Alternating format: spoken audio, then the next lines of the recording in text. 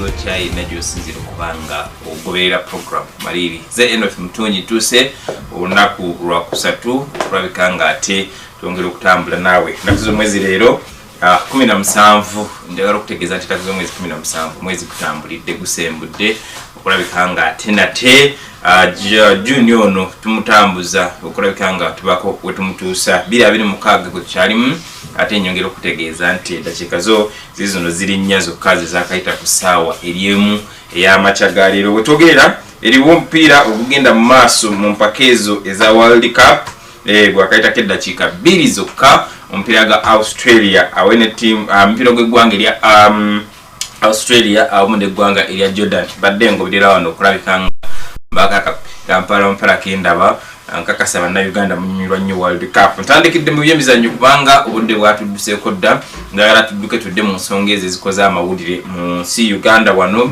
n'oluusi okwetolera ku Kalulu Africa n'okumanya biki ebigenda mu maaso nga bwe mbirengera ate tubawe n'omukisa bannayuganda okwongera okuzoogerako mu byemizannyo ebirala ebyabaddeyo olunaku olw'eggulo wabaddeyo omupiira gwa Saudi Arabia awo yagulidde amalina ttiimu eya Uruguay ate Iran neggwa amalina ttiimu eya New Zealand olunaku olw'ejjo ate France omupiira gwabaddeyo ku ssaawa 4 ez'akawungeezi nabategeeza nti nejjo nabagambye nti France yensi yagenze gyempagira bwekidda ku nsonga za World Cup awemu n'eggwanga erya Portugal mawanga agabiri kakati egyo badde tusamba n'Abasenegal Abafirika ne bintabula naye empiira wagenza okuggwa nga Mbappe abakubye goals 2 abakola abakubye goal emu kati France neba nga yawangudde omupiira gwe ne goals 3 ku goal emu nga akuba Omusenegal amakya leero lwabukeeredde zibadde ssaawa 7 era wabaddeyo omupiira Norway weyakubiye eggwanga erya Iraq ate webukeeredde ddala ku ssaawa 10 ez'okumakya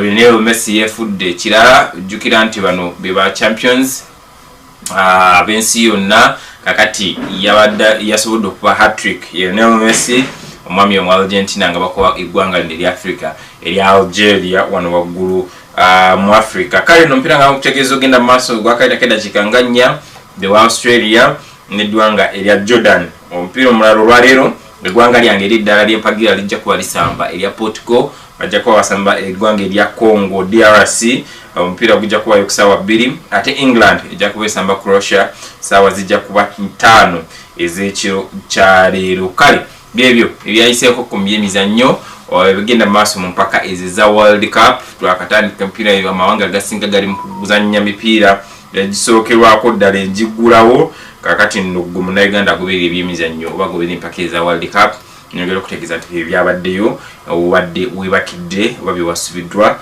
mu kisaawe eky'ebyemizannyo briefly ngala kutegeeza nti mu bulamu byonna leero sibabuuzize wamwasuza omuti oba ki lwakubanga obulamu nkimanyi ebiseera ebisinga tebubeera balance ate tebeerangako fera tebubeerangako equal naye njagala okutegeeza nti kooti eno njagala gikurekere kubeeremu olunaku lwaleero yongere okugirowoozaako egamba nti if you're brave enough to say goodbye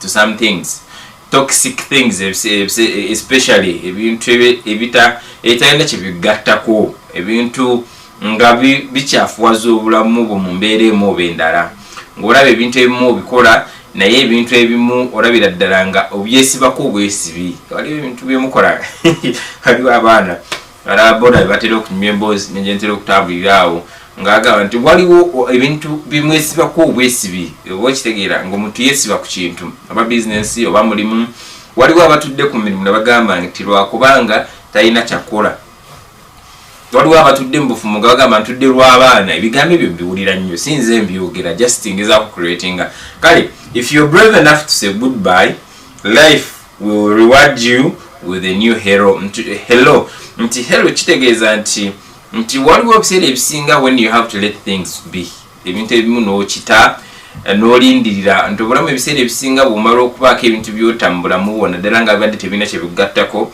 at some point wajjawo opportunities ezigenda okweggulawo waliwo emikisa egigenda okweggulawo okulabika ng'obaako obulamu obupya bw'ofuna obulamu ensi okukwaniriza mu bulamu obupya kale ebiseera ebisinga yesu okukulemerako because we always say don't give up, never give up.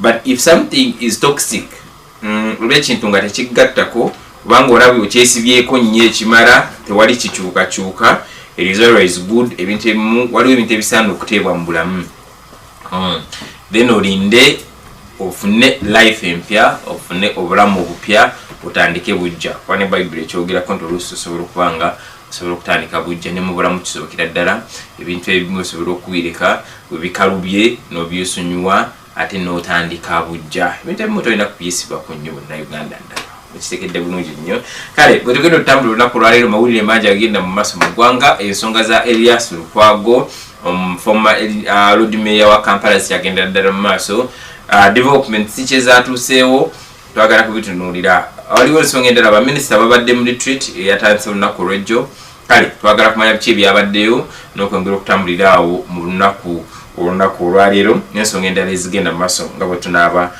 tuzisanze ozisengeka twongere ozibatuusaako bwe munnayuganda atulaba tugenda kwetooloolamuko katono bwe tunaaba tukomyewo ate tuyingire mu nsonga ezigenda ddala mu maaso mu ggwanga nze Enoch Mutonyi kitole program Kumaliiri pomulamuko katono bwe nti nkomewo tujje ku nsonga ezikoze amawulire.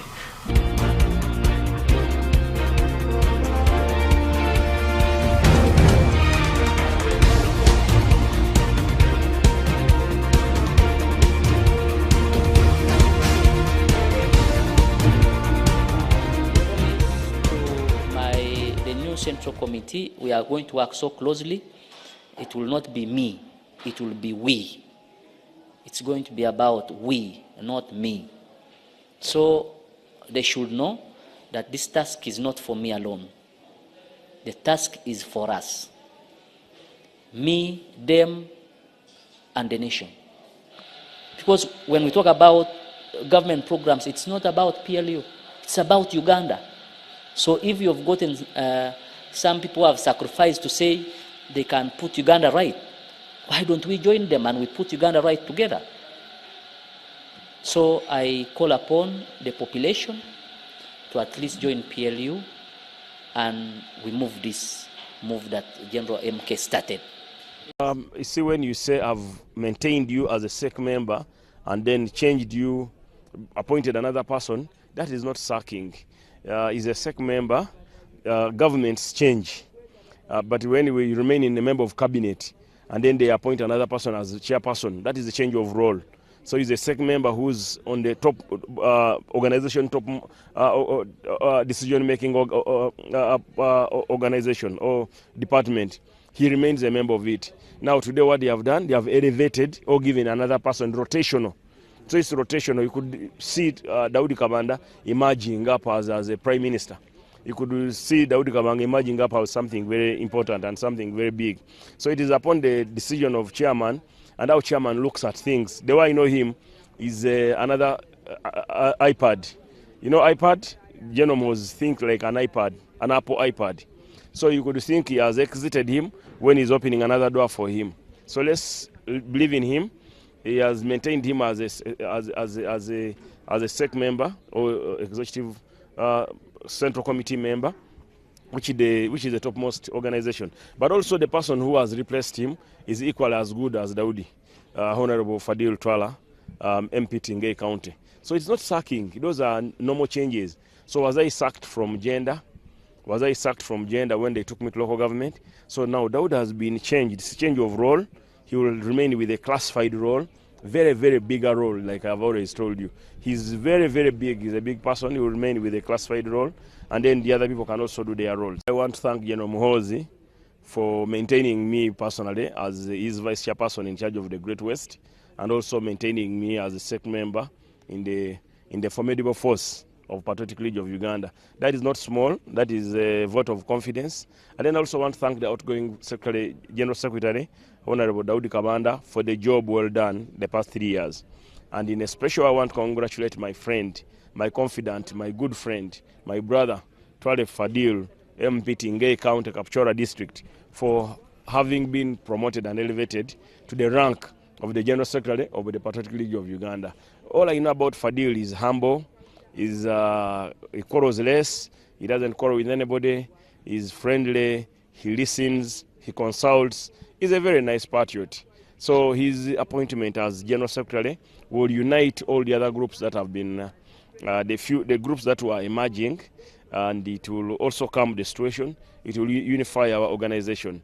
Just like General Moses' decision, he says he has elevated several people and included the new people in the Central Executive Committee. Among those is Honorable Chirioba Chwanuka, who has now been elevated as SEC member, also National Vice Chairman, Buganda. And other people like Alan Kasuja, Mr. Karujire Edwin, Mr. Toyota Nwajira, Mr. Mawanda Michael, Honorable, there were many. All those who have been elevated, I congratulate all of you. So let's work hard. General has guided that our term, this new term, we are going to focus on supporting the president to ensure we achieve the 500 billion GDP mark as set by the president during this term. So he says we should supervise, we should go back to our communities, we should mobilize our villages, we should mobilize our people to work hard and get out of poverty so that government earns more money, so that our GDP also improves. So I want to thank you, General, with that directive and the guidance as given by you as our Supreme Chairman. I pledge on my own behalf that we shall work tirelessly to ensure that PLU does not only shine where we are meant to shine, but we should shine everywhere in space, on the ground and everywhere, even on water. I want to take this opportunity to thank General Moses Kainerugaba for entrusting me with a big office of Patriotic League of Uganda as General Secretary. I want to thank him so much, and I promise to work so closely with him and Ugandans for a betterment of our nation, Uganda. Today I didn't want to talk to media because I wanted to make my official communication on Wednesday after handing over. But because you've been on my neck, I said no, please come. But I also want to thank my brother Kabanda for running the office well. We have been doing well in that office. He has done his activities to the expectation. So I'm not going to inherit something that's not there. I'm going to inherit something that started and it's functioning and it's there. But I promise I am going to do my best.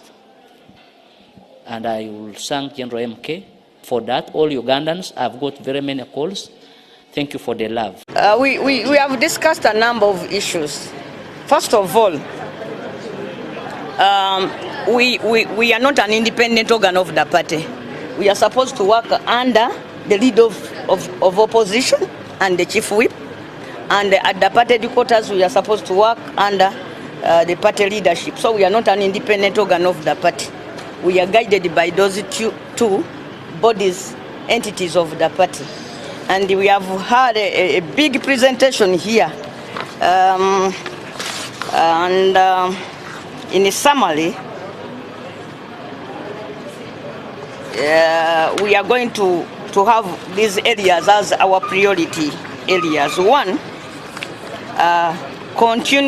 we are concerned about the continued human rights violations and the political persecution of the opposition. And we have resolved that we shall do all within our means through Parliament, because for us Parliament is a platform, through Parliament to fight, to resist the tendencies of human rights violation with the state of Uganda in the lead. Because it is so absurd in Uganda. We have the state of Uganda as the biggest, the chief violator of rights in this country. We have also noted that there is the ever-rising public debt in the country and increasing fiscal pressures the country is facing, with now officially Uganda owing the rest of the world 126 trillion shillings, at least officially 126. And when we say officially, we want to believe that this is not even the correct figure. It might even be slightly higher. And then there are growing concerns regarding the deployment and the over-militarization of government institutions, including here in the Parliament. the office of the sergeant at arms has almost been overthrown. And you see that most of the work he used to do is now being done by the army. There is a provision of the law that allows police to call in the army when they need assistance. But we have observed that, in effect, nowadays police has been rendered just an onlooker as the army continues to occupy its space. For example, yesterday, the police spokesperson told the Ugandans that he wasn't aware that the president of PFF, also Lord Mayor Emeritus, a prominent lawyer in the city, had been arrested, but the army was already on the ground. So we are also concerned, and we talked in detail about the ongoing eviction of our people, especially targeting the urban poor, under the disguise of effecting trade order and addressing environmental concerns. We have discovered that these are more political operations than operations to effect public trade order or enforce environmental regulations. So as we work out in Parliament, we are setting out to bring motions, petitions, and even private members' bills to address some of these issues, all these issues I'm talking about. We have also discussed the issue of the high level of youth unemployment. We have also discovered that as much as Uganda went for a national census in 2024, the results were never officially released. They were released and then retracted. As we go out to plan for the country, we don't have official data about Uganda because the results of the 2024 population census were retracted. We want to use Parliament to demand for them. And then the continued detention of our political prisoners, that stands at number one, that we shall do all within our means to make sure that through Parliament we address the issue of the continued detention of our people and the reports of abductions that are increasing by day. And the shrinking civic and democratic space in Uganda. This should worry everybody. Most of us, when Mr. Museveni said that this is Chisanja, no sleep, it did not occur to us that he was talking about a situation like that of yesterday, because surely yesterday, not any Ugandans had a proper sleep yesterday. I think even you journalists, from what happened, from the releases on someone who's ex, all of us lost sleep over that matter. So this shrinking civic and democratic space is worrying, and we have resolved that the work plan we are going to present to the caucus next Monday will in effect be proposing motions, petitions, bills that will address exactly this. And lastly, our rules of procedure. Because our rules of procedure were greatly tampered with during the last regime. The Speaker was given too much powers, and the members lost most of their powers and privileges. So we know that soon Parliament will be revisiting the rules, and we are going to organize ourselves as a caucus to make sure that we participate fully during that process, so that we bring back the rules that guarantee the immunity of members of Parliament, and then the privileges and opportunities due to us as representatives of the people. For example, it was unheard of before that a member of Parliament could be arrested anyhow. To arrest a member of Parliament, you had to go through the Speaker's office, and you could only summon the MP. Today they can arrest a member of Parliament anyway. And then the next day, the vice president, the old vice president comes to the house and say, talk softly. You know, we are discussing with those people to see if they can release the honorable son. So that's a pity, it's sad. And we are setting ourselves up.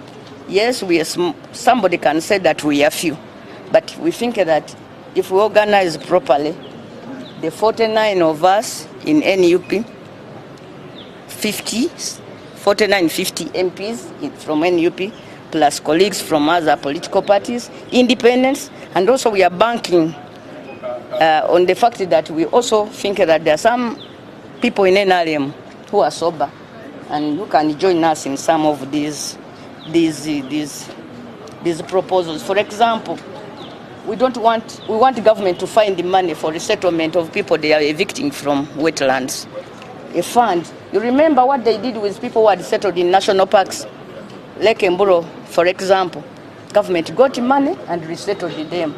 So it's not proper for a government to start evicting its own people without opportunities for resettlement plans. So in generally that is all we discussed. Of course it is not final. Those are just the proposals. We shall continue consulting, not only within NUP but also the sister opposition political parties to see that we move together. Thank you very much. Luwererenga enaba bakabanyi mu parliament nga kalangala ina dibu muri ba kikaji ko wa kikaji tetugana ne buwali badulega opposition niyo naba nga muno mumwe mu opposition mu abamu mu kalangala mwabulido mwana wamwe oga opposition mugende mu yazikeri ate no mwawona bali bagenda kuleta wano wawane bawogola yeti mapimba mwawo yali afungiza dize nanyi mubampe mbakwatemu kalangala ya mawanga magatte kakati bwatayita bulungi baga tulese weruweru abaffe mutemwina bammwe n'olwekyo njagala kubasaba mulonde Nabayiga Aida. Nabayiga Aida yabaweerezaako nga member wa parliament. Era abaka parliament bangi bagenda kusuka bajjeni. Abaakolako ne Nabayiga. Yali mukyala nga tatirira bantu be. Yali mukyala nga butubeera mu caucus ayagala kwogera n'amaziga gayiike. Ku nnyanja nga yeeyita maama w'ennyanja. Naye kaakati bateekateekawo ebintuntu bino biriwa abaffe era byonna saagala mbiwulire ffe tusituse twagala tuddeyo n'obuwanguzi bwaffe ng'era naalemu yekoze eki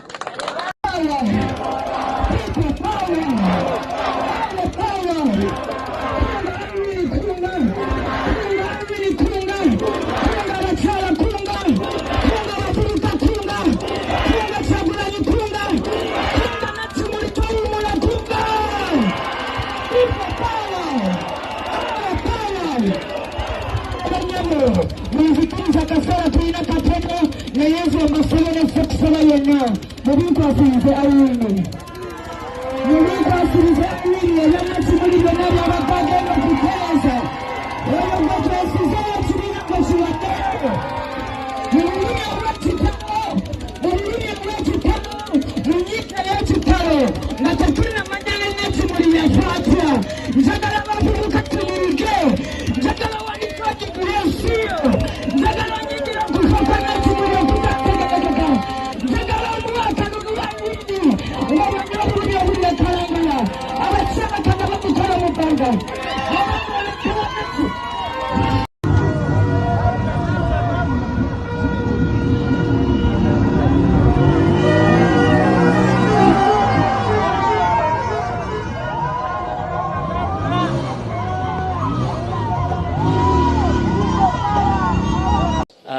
The promise to the new Central Committee, we are going to work so closely, it will not be me. Is to replace the late MP Helen Nat. It will be we. It's going to be about we, not me. So they should know that this task is not for me alone. The task is for us. Me, them, and the nation. Because when we talk about government programs, it's not about PLU, it's about Uganda. So if you've gotten some people have sacrificed to say they can put Uganda right. Why don't we join them and we put Uganda right together? So I call upon the population to at least join PLU, and we move that General MK started. You see, when you say I've maintained you as a SEC member and then changed you, appointed another person, that is not sacking. Is a SEC member, governments change. But when we remain in a member of cabinet and then they appoint another person as a chairperson, that is a change of role. So he's a SEC member who's on the top organization, top decision-making organization or department. He remains a member of it. Now today what they have done, they have elevated or given another person rotational. So it's rotational. You could see Daudi Kabanda emerging up as a prime minister. You could see Daudi Kabanda emerging up as something very important and something very big. So it is upon the decision of chairman and how chairman looks at things. The way I know him is another iPad. You know iPad? Genomos think like an iPad, an Apple iPad. So you could think he has exited him when he's opening another door for him. So let's believe in him. He has maintained him as a SEC member or executive central committee member, which is the topmost organization. But also the person who has replaced him is equally as good as Daudi, Honorable Fadil Twala, MP Tingei County. So it's not sacking. Those are normal changes. So was I sacked from...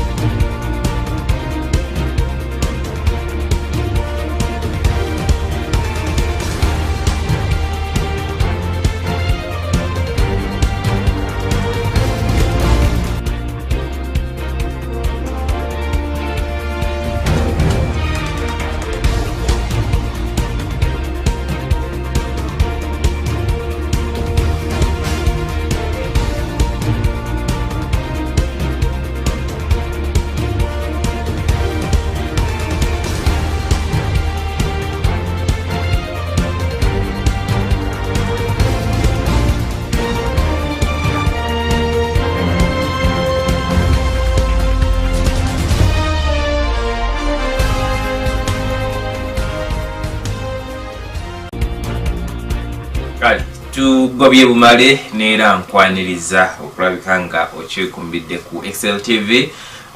Shakira omukunga abaatuuse twongere okutunula mu nsonga ezo ezitambudde mu ggwanga Uganda. Wotukidde nga abantu tubawaako ebigenda maaso mu ggwanga. Ennaku zino oli mukungu. Ate ndi mukungu nze. Bawalo yaŋŋambye Shakira kawigi ke yagize leero ku luno nga ka minister kiki yali mu government mbeera kinenga wa naye nga mnange mwasuze mukyabalayi baffe aba XLTV kanso mnange mwasuze bulungi eno ndiwe mbadde nzija ninsanga abaana babiri ab'essomero babadde I think a boy and a girl naye nga naana balaba ba primary nga bayimidde bokka kukubo naye nga bali mu kweyimiriza random border okubatwala ku ssomero. Olaba ekyo really omuzadde ekyo kyakola kiri baana bali mu myaka ng'emmeka balinga abali mu primary because omwana era nga primary aba muto. Imagine just okuyimiza random border like at the end omwana yaba mu kidnaps obanga kinchuno nga kimutuuseeko omuzadde tasobola kufunayo wa border avuga nange kyeneebuuza oba even if tamulina wakiri yajje ayimirire kukubo n'abaana alabo oboda ki kozi kati omanyi oli aboda ama basubira nga batanidde akeere ku makya ate n'okukuba oli babaddeko it was really a busy road. Ningamba abazadde security etandika nammwe Shakira agenza afuna omutima gw'ekizadde bannayuganda si gwa kizadde naye wali ebintu ebimu byolaba oba waliwo embeera ejja genda mu maaso kale anyway simbeera nyambo waye kanzije ngamba abazadde bafuna security etandika nammwe because bagamba charity begins from home so byonna bitandikira waka ate tebitandikira ki ku ssomero. Kale omuzadde toleka mwana wo bw'aba asobola nga olaba omwana muto naye ebiseera ebisinga omuzadde because n'enkuza y'abaana nayo yanjawulo oyinza okusanga muzadde ekintu kyakola ekyo nga kimanyiza abaana okwefaako n'okwetwala for a long time. Even if naye omwana wa primary tananduza I think tukanga mu P6 and to go above. The mwana I believe omwana abanga akyali mu primary. Aba akyali mu obo. So even if omwana ali sharp, anything can happen anyway. Kituufu. Anything can happen naye n'abazadde olina okitegera nti bali busy. Bali busy naye jangu olabe boda etwala omwana. Wali aboda bo abavuga recklessly kati juzi wa boda avayo n'agamba azadde alekera okeza nnyo abaana ku boda ositula omwana naye ng'akyasumagira ku boda. Eno oba ovuga nga tomanyi kiri mabiga ayinza ovaako n'akolaki. Oba abazadde batandika okwetwalira abaana ku ssomero. No, manyi azadde bali busy naye first si boda kyetwala omwana. Naye nze what I recommend is bw'oba ng'okimanyi tolina mmotoka kuba abazadde abasinga tetulina mmotoka. Funayo wa boda gomanyi kozo boda tasakubulawo nti bolunako oyina abaana bo babiri ajja batwavuganga abatwale ku ssomero oba ajja kubatwalanga abajjeyo ku ssomero oba okitegeera ekyo nakyo kiveewo lwaki abaana bateeka ku risiki okukera ku makyamu babire ku kkubo banoonye basale amakubo bakole ki obulamu bw'abaana nabo kale tubalire tuvalowinge we bali muzadde munnange ebirukedde ng'omutima gw'ekizadde nga guninye sananyamuzadde kale ndebyo wotukidde nga tuli kugera ku nsonga tutandikidde mu kalulu Soka tujjewo Piero yono soka tujjewo Piero tumujje mu ddiiro kubanga Piero yiya nakugambye jjo neŋŋamba weekend yalitandika ku Monday wiiki ajja kujefuga yonna ejja kuba ye nga ejjo yagambye eki ejjo munnange yagambye mukazi we yamukonvinsinze ajemudimeya amusonyiwe nagamba because I love my beloved wife Charlotte so I'm going to what to hand over like he's going to hand over Lukwago to the police.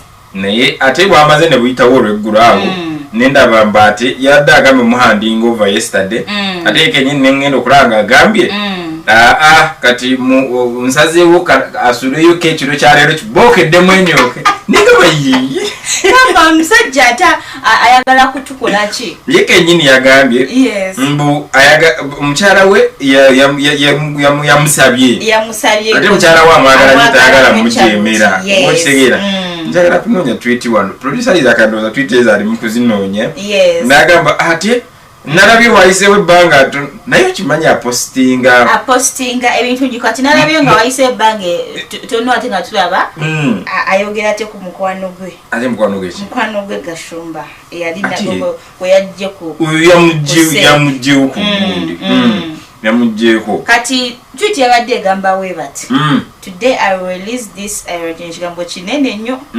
ekyo yakozesezza yakozesa ekigambo idiot ekigambo kizibu nnyo this idiot to police I have run out of diapers nafaaki nabye abaana mwalese obutambi simanyi kwagamba de diaper papa naye mufaaki nagamba my beloved wife Charlotte has convinced me to release the criminal Lukwago. I release him because of my love for her.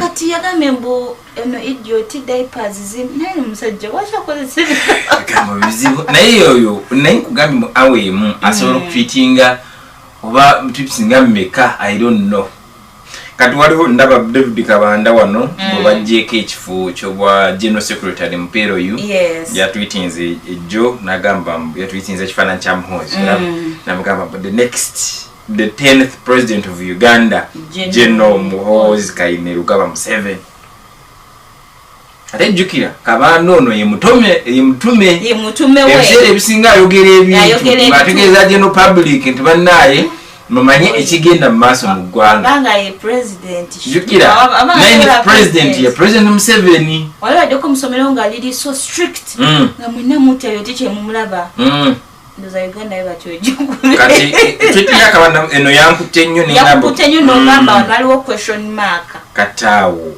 bwabanga next the 10th president of Republic of Uganda nga ye MK Bannayuganda kiki mulowooza ku nsonga eyo producer tubona amasimu tetwagala nnyo kulonda budde kubanga kusaawa ndoozi zijjaawo tuyinza okufunayo abagenyi naye bannayuganda batuwe endowooza zaabwe ate omukulu yagambye ate producer tukola kyaterayo AI ate producer akoze atya Producer. Producer ndoza naye kulaba ebintu ebigenda maaso mu ggwanga bimutabula. You live in Uganda. Producer AI yo mwesonyiwe. Kati wano olaba muhozi bwe yagambye. Mboka Bobina has been begging me. Kabobina. Yagambye n'okugamba. Bayina edoga ko yagaye n'okugamba mbu oyo Bob Wine yaddako abaze Uganda. Ngendamu naye kumukwala. Muvuba ngachani ati yagambye. Bobina has been begging him that we don't arrest him when he returns from the holiday in USA. Omukulu ali holiday. I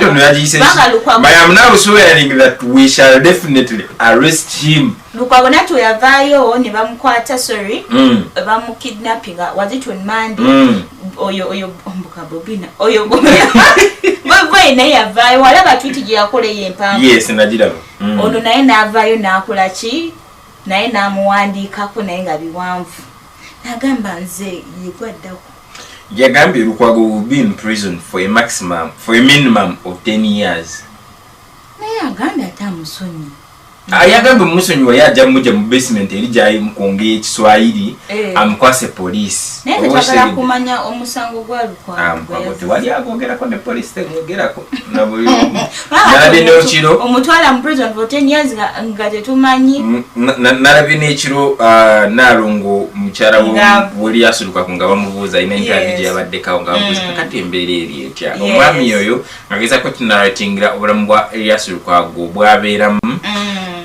just agambe tomwami atambulira ku ddagala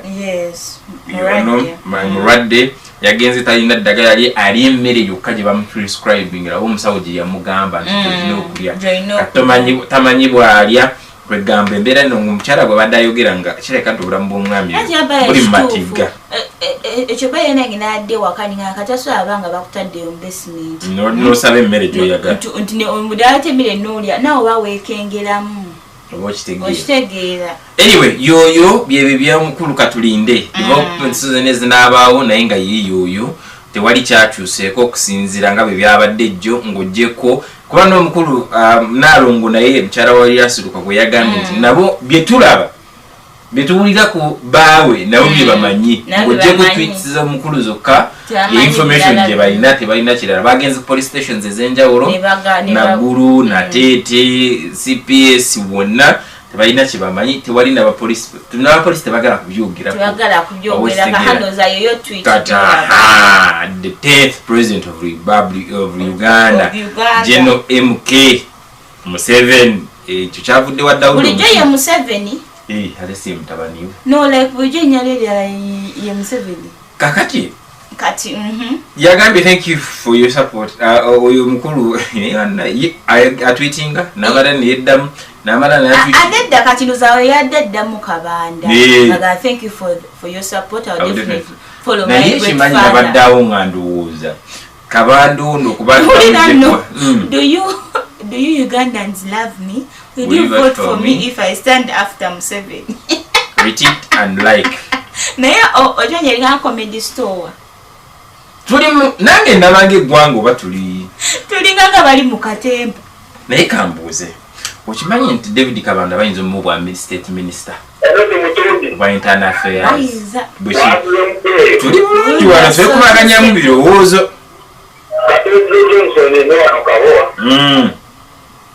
kakati ekyagenda n'omubuuzi okubanga twitire ekyokirako ayagala kusigala mu mawulire ng'abantu bamumanyi bakwako ebyo byabufuzi ekyokubiri muntu wafujjo nnyo ayagala nnyo okucyankalanya emitwe gy'abantu akyankalanyizaani kikyotegeeza fijjo akantu nekababuza emirembe kubanga mumutaako nnyo amaaso angudikala nwamukulembeze w'eggwanga ate CDF ndowooza ebyo abantu tebabiwa nnyo Katwesije mukulu Katwesije tweet eva kuvaawo ogiwulire ku gye tugambye nti bagambye ye next president 10th president kati wetegese okuvugana naye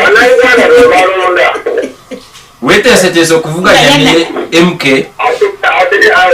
adunga lwaki kano kawa kazannyo ka bwongo kazannyo ka ideology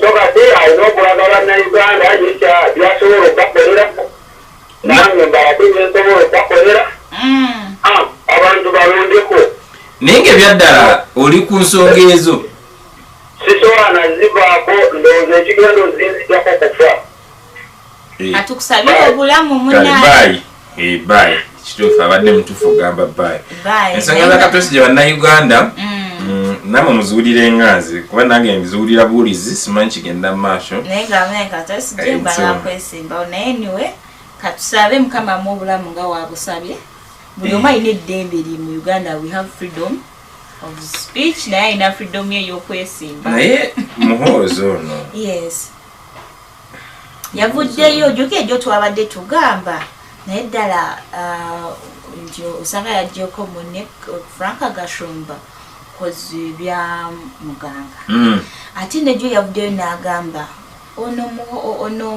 ono Gashumba akyali mukwano gw'ennyo yavuddeyo n'agamba my brother. Now, I'm saying my brother is still my close friend. Just we are going to sit down to interacting them kotwogere. Kanonyuzeyo kabanayigana mu nsonyiwe. Waliwo Gashumba. Yes. Gashumba ninawe namulengedde. Awo ku X. Ku X yawo nga inaka video banayigana mujja kano yako tujja ka playinga wano nga ne mukyala we Malayika. Nga yunakulejjo ku macha yakatadde ku social media kumannakulejjo ku macha nga akutte mukyala we ku mukono yetunuza mu kamera n'agamba yakoze headline nga onokola nga banabuli betunakola headline n'agamba Gashumba yagambye mbu Gashumba gwe bagobye mu peero yeyagala ne mukyala we alabikiseeko ne mukyala we Malayika nga yeyagala okitegera ng'alinga akola ka comedy ng'alinga atali bothered nti waliwo ensonga zonna nti baba bamugye okitegera tali bothered naye tali bothered bayagala kutulaga nti tali bothered kuba kibyawukana yagambye they are really close friends bamikwano nnyo anyway Gashumba tumwesonyiwe tudduke emisinde nebalamu naye yavuddeyo ku nsonga za PLO neyeebaza honorable Bargahari Baram yavuddeyo nakulwejjo neyeebaza jjukira yabadde ministry y'abaminisita neyeebaza nti munaye neyeebaza MK okubanga yamuretayininze n'atonnyonnyola nti ne Kabanda honorable Kabanda David okukyusi kwasigamba nti yabamuggyeko obuvunanyizibwa oba ki naye ebintu bya rotation akasita bamulese ku SEC ku lukiiko olukulu olufuga ekibiina ekyo just kati naye natuwa example nti kati nze banzije bwa minisita bw'abavubuka ne banzija mu genda kati babandese mu local government kimaze kitegeeza nti tubeera mu rotation just bwa minisita busigala bwa minisita just mu roles zisigala zaawukanamu wano ne wali naye bakyusaamu naye mu bigambo mu yayogedde nagamba kati gwe Kabanda oyinza okubungulyawo mu nyuma kati bwokyala ne bukyanga ye prime minister ate bwe yakibuuziza kati bwebakyanga bamuwadde bwa prime minister ate bade ekyo nakyo kituufu ndinowolamu nengamba naye kifo kya state of Minister of State for Internal Affairs kikyali kikalu kati bukyatukedde ku makya nga bakiwadde Kabanda we shall not be surprised. Tuyinza okuba omusajja tuli wano tugamba nti omutume byagize byatagadde ng'omutume bamuteekateekera office nnene nga bamuteekera office endala kati 19 nga deposit lwakutano luno nga 19 tugenda okuba ne funds day wano ngulukuta funds day tumanyi omukulu ono byali mu kutegeka CDF bagala kwekalakasa takishembasi naye ebintu byagamba ku Friday bagenda kwekalakasa ne tutiya Kabanda nvagira babanja yagambye mbu nga 19 bilioni olunaku olwokutaano bagenda bekalakase nengamba ate kati bo bennyini Toyota yavayo njoka nyingi yamanyi bano bansobera communication yawe simba ndoza bafuneyo bandoza banteke bampo obwogezi bampo ba direct communication kati fe tumanye mbuso si tujijjako n'omuntu omukozi oli ayogera kino akakanya ono n'ayogera kino Toyota yavuddeyo ye vice chairperson w'ekibiina ekyo nagamba kati asaba ensonga z'okwekalakaasa basoke bagira baziholtinga bakyali mukogerezeganya MK n'abaina agamba olwokuba nti muganda wange ugambye banaye tugenda kati ebyo biri postponed kati ate bwagenza okusibulako olwejjo Uno Commander. PLO demonstration at Texas Embassy, which was slated for 19th, has been postponed by the chairman. Yes. However, this does not exonerate them. What you tweeted generally like 19 hours ago. Yes. I take a new Nagamba. All members of PLOU and supporters, chairman, we shall be staging an energetic demonstration, stop protest, on 19th June 2026 at the Turkish Embassy in Kampala. Come in big numbers. More details to be given in due course. Kugambye yagambye n'okugamba all security services baleke aba PLOU. Aba PLOU bakole ki? Bekalakase tebabakwatako. Kati batugamba nti babirese. Ate ne batugamba bikyagenda ma. Bana. Ali kusimu. Sebo. Tuli bulungi wasizo otya. Amina. Muyangira lero ng'oyogera mpola mpola kiki?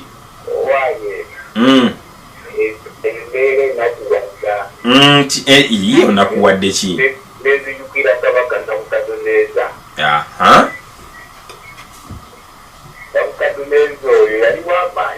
Ng'ense mutya? Yali w'amaanyi ng'ense mutya?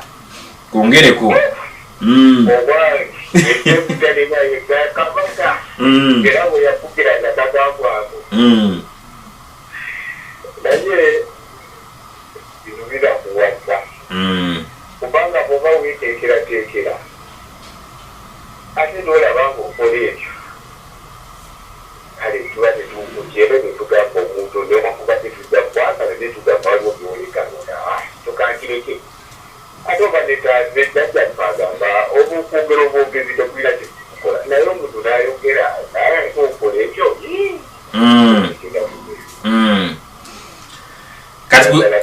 Kwegamba gwe oli munnaku na mukiyongobere omulangira. Ndi munnaku na kiyongobere nga ndabe eggwanga lyaffe ligenda kudobonkana. Okay, kale se. Ligenda kudobonkana n'ogayi ddala abasajja eggwanga lyoli bakulisa emyaka n'omwana agenda diyuba. Yagambye nti bibakoledde emyaka ana. Omwana agenda diyuba. Nanti kyoboolaba actually even yesterday muntu naye Grigore Geno Mugisha muntu owa anti. Yes, yavudeyo n'agamba President Museveni yekyabaakola after Lukwago's arrest. Yekyabaakola to choose a new route. Ani aba choosing a new route? President Museveni. New route etya? New route yagambye because bino byagenze maaso yagambye the current trend in our politics is quite worrying, abducting Honorable Lukwago. Yagambye Muntu warned against the use of fear and intimidation as instruction of government, saying history offers lessons about where such tactics lead. Okay. Ne banji bavudde ne bogera kunso. Ebyeruka kukachiya tubireka. Tujandoza kubiddira. Bwo kukimanyi ne leero nazibira. Wajja kubawo olidde empya updates empya n'ebipya kati tugenda kumuddira enkya komekereza n'ensonga z'ekalangala.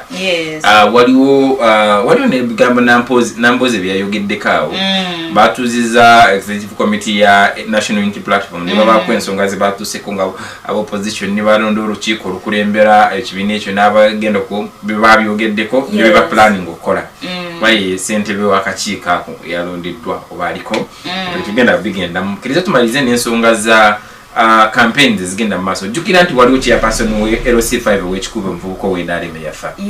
Campaigns zigenda maaso okulonda ko nalabyeko Minister Balamu naye we yavudde ekyankwanzi n'adduka ekikube ali mu campaigning nga jukira eyo region eyaabwe oyima waawo yabaliddeyo mu kikube nga ali mu campaigning w'Endaleme naye Kalangala bagulawo campaign zigenda maaso kulonda kwanga 24th June guno omwezi nga 24 Kalangala we balonda jukira nti omukyalo omubaka yali alondeddwe Kalangala Helen Nakimuli Bambi omwoyo gwe gumunyemerembe yatufaako kati waliyo ababaka ababiri jukira nti NRM yaleeta omukyala Nabayiga Nabayiga Aida producer bifaananyi abadde abirina producer ndowooza bagenze kufunamu kacaayi naye nga ebifaananyi abadde abirina nga njagadde abirage ku bantu abamukyala n'abayiga abeesimbyewo ku bitundu yeesimbyewo kuba NRM nga woman MP ow'ekalangala ali mu kuvuganya oba alepuka n'omukyala ow'NUP gwe yaleeta Irene Nampala oba okitegeera waliwo abantu bangi nalabyewo campaigns wadde olabira Nina Rose playinzekaawo Nina Rose nga we bali bangi nalabye Gorete Namugga Honorable Nalukuula bonna abasinga General Secretary w'ekibiina ky'NUP bonna bali eyo naye era n'abenaremu nabo ba campaigns ba Minister Kasoro bonna ba campaigns naye kye neebuuza olowooza ani agenda okuwangula ku kampi kuba ekingeeza enkambi ebiri zirina amaanyi NRM ne NUP tukiri yaliyo waliyo NUP yenna nawangula sinze bya mukama naye gwe okusinziira gwe nga bwondyagadde aze nedda ngambye yenna nawangula bw'oba gwe wandironza ani Wembanze?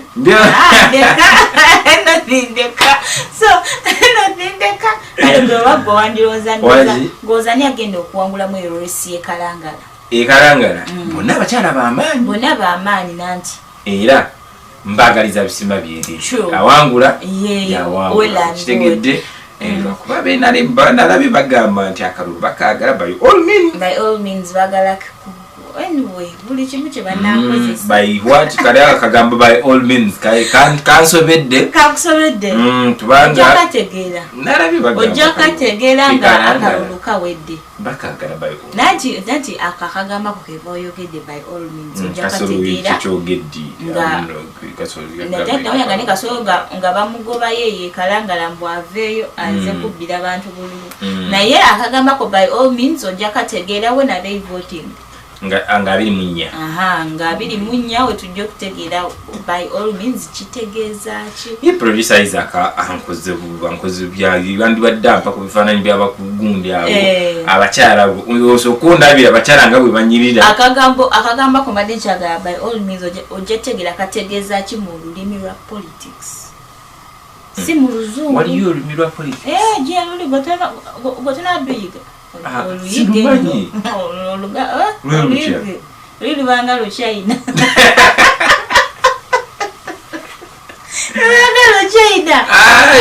Kale katuweyo mloza president zakabuyete kateeka katuweyo nga weyeta kateeka wali aka video ke nalabye nombuuza kusamna n'omuntu abadde avaawa.